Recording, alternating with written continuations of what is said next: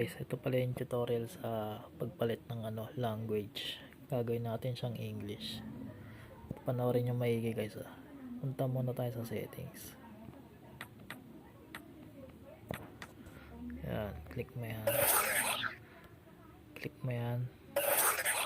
Tapos pag nandito ka na sa settings, diba makikita mo to, game speed, baba ka dyan.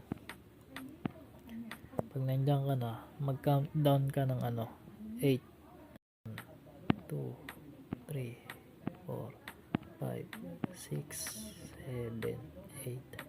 Tapos ang pipindutin nyo, right. Isang pindot lang right, pindot lang, ayan. Tapos baba ang siyam, right ulit. Tapos click mo yung, click nyo guys yung B, ayan. Tapos itong nasa baba, ayan. Okay na guys, naging na, English na siya. Ganun lang kadali.